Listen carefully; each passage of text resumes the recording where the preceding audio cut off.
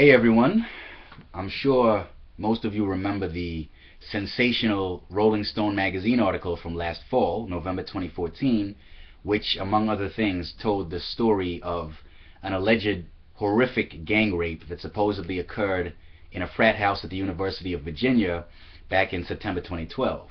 I'm sure you also remember that story, once it came under scrutiny from other journalists, quickly unraveled and was eventually exposed and discredited by that scrutiny to the point where Rolling Stone had to retract the piece, or at least the story within it, and admit that the one source of the information, namely the accuser in that case, was not reliable. Well, there's been more news on that front in recent weeks. Late last month, the Charlottesville Police Department released the findings of its 4-month investigation into the allegations and stated that it was unable to find any hard evidence to indicate that the story or the accusation was true, that the alleged gang rape had actually taken place. What's more, since then, the author of the Rolling Stone article, Sabrina Erdely, has published an official apology, although, if I'm not mistaken, she didn't include the fraternity whose reputation she smeared in that apology, unfortunately. The president of the UVA, I think, has made a statement, and the Columbia Journalism Review has published a lengthy, detailed report on the failure of journalistic ethics that made this whole debacle possible at Rolling Stone. I think that before this story recedes into the rearview mirror, we should make sure that we learn the appropriate lessons from it. One of those general lessons is the importance of not rushing to judgment in these cases, especially based on evidence that has yet to be vetted or verified. Really, we should have learned that lesson in society years ago. I mean, there have been a number of incidents over the past several decades in which sensational accusations of rape or sexual assault were made and then eventually discredited.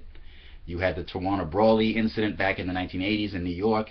Back in 2006, 9 years ago, when I was still in college, there was the infamous Duke lacrosse rape accusation, which turned out to be a complete hoax, a complete fabrication. Unfortunately, in that case, I remember this very well, you had students and professors at Duke itself who sort of just jumped on a bandwagon of condemnation and piled on the Duke, the three students, the Duke lacrosse players who were accused in that case, as well as the entire lacrosse team. You had just a torrent of criticism ensuing across the whole country with pundits and other commentators and activists all over the country just completely dragging these boys' names through the mud. And there was a complete failure on the part of the university's president, Richard Broadhead, to at least call for people to respect the presumption of innocence and to let the justice system do its work. It didn't help that the DA in Durham, North Carolina at the time, Mike Nifong, committed a slew of ethical violations for which he was ultimately disbarred. In the end, the whole thing was revealed to be a hoax, but even some of the people who had dragged these innocent young men's names through the mud, professors and activists and the like, still never had the courage and the decency to admit that they were wrong and to admit that they were duped. At least the reporter and the editors at Rolling Stone in this case have admitted that they made a huge, not just mistake, but series of mistakes. And mistakes for which there was no excuse, because they went against well-established journalistic best practices. So I think that should remind us all of the importance of not rushing to judgment in these cases.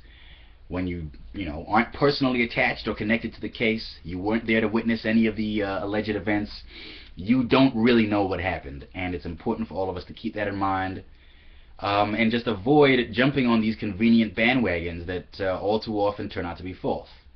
I think another lesson that this incident should teach us is the danger and the risk inherent in a certain approach to dealing with sexual assault that has been advocated by a lot of anti-rape activists in the past few years. I'm referring to the practice of believing the victim in all cases.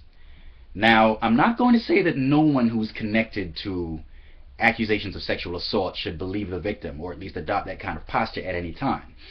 I actually think that insofar as university administrations, for example, deal with this problem of sexual assault on campus, I don't think they're the optimal people to deal with it. Really, it should be ideally left to law enforcement to deal with. But if universities are going to insist on investigating these accusations themselves, then I can see why university personnel whose job it is to deal with rape and sexual assault victims, sexual assault counselors, and so on, I can see why it makes sense for them to adopt a believing posture when they're dealing with the alleged victims, especially in the early stages.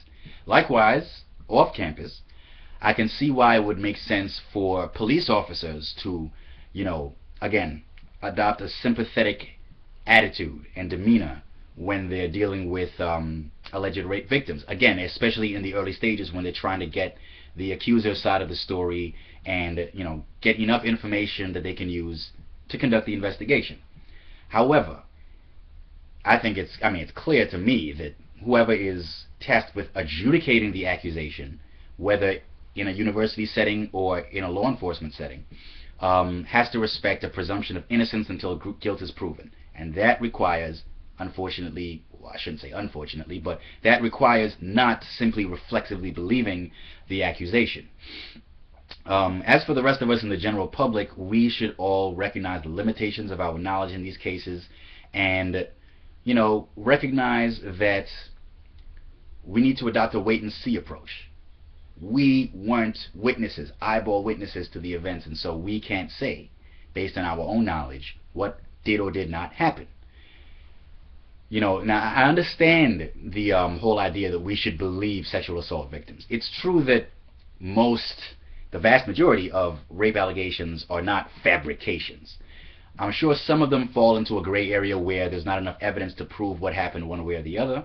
But based on the information I've seen, I'm prepared to say the vast majority of allegations are not made up, that they're not deliberately falsified.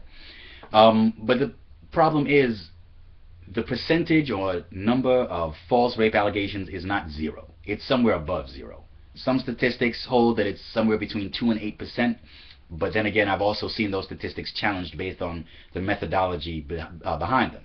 So it's really not clear exactly how often false rape allegations are made outright, but what is clear is that it's not true that it never happens. Some women, and women do disproportionately fall victim to this kind of crime as compared with men, some women do lie about rape or sexual assault, or embellish things, actual sexual assaults that did happen.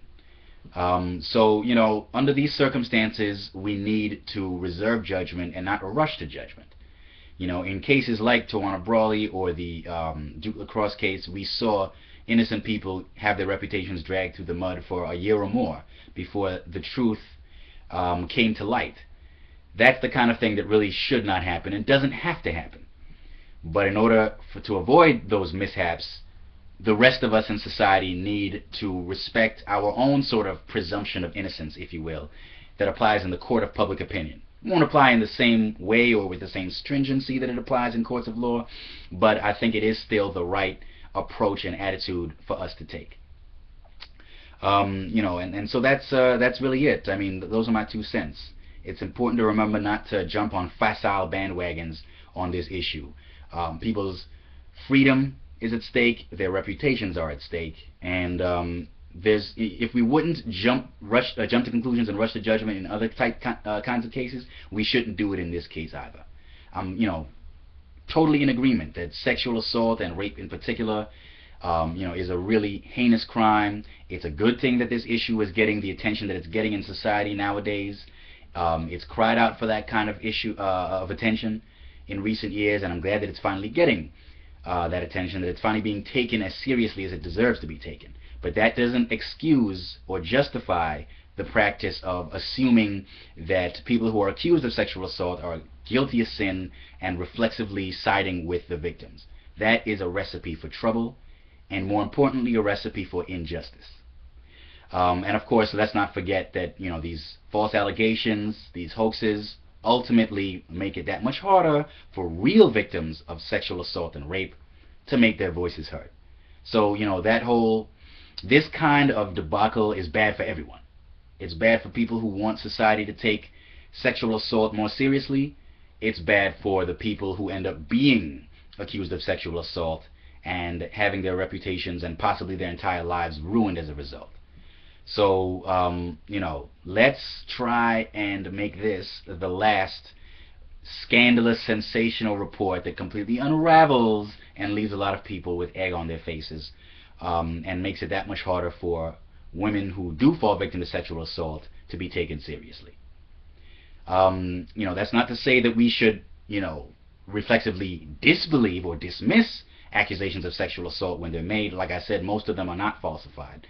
But whenever we evaluate the claims that are being made by accusers, we should take them with a grain of salt, and we should not, have to fear being labeled rape apologists or rape denialists whenever we see that there are holes in these stories. We shouldn't hesitate to point out inconsistencies or inaccuracies or dubious claims that are made as part of these accusations, because ultimately vetting them and making sure that they're credible does a great service to society at large and to real victims of sexual assault in particular.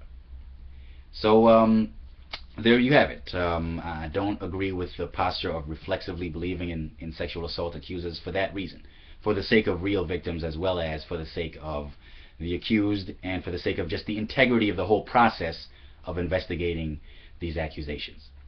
So again, as always, agree or disagree, feel free to let me know, and I look forward to hearing your feedback. Peace out.